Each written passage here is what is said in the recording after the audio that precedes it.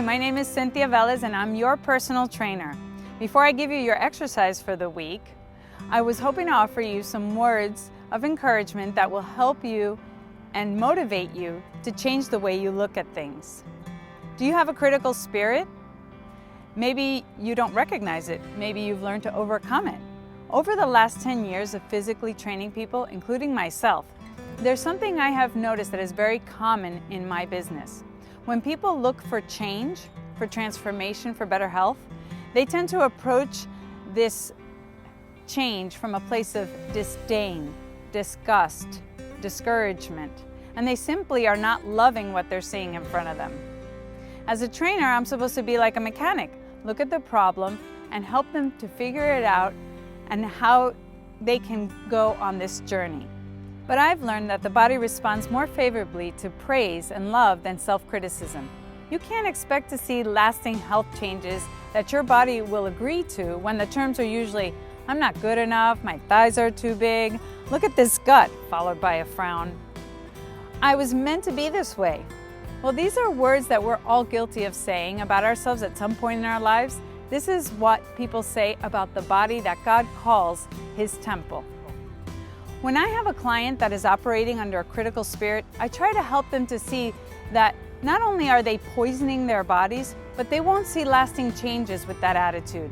In fact, I now realize that to see any change in any area of our life, the change has to begin within us.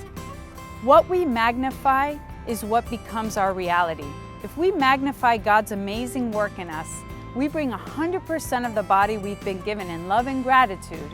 Our bodies respond with a resounding yes. And this applies to the body of Christ, by the way. We have to train our minds and our spirits, just like our bodies, and stop looking through a window of judgment and criticism and start looking through a lens of love. The body of Christ thrives when we operate from a place of love rather than criticism.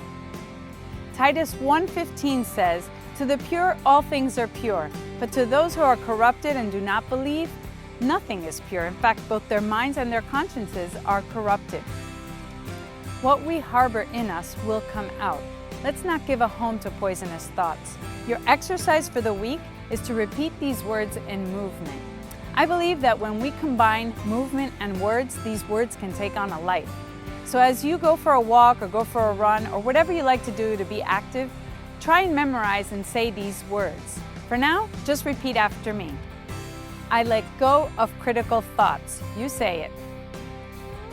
I set my mind on things above. What I give, I will be given. I choose to see through a lens of love. Thank you so much for listening. I hope you have a great week, and I'll see you next Sunday.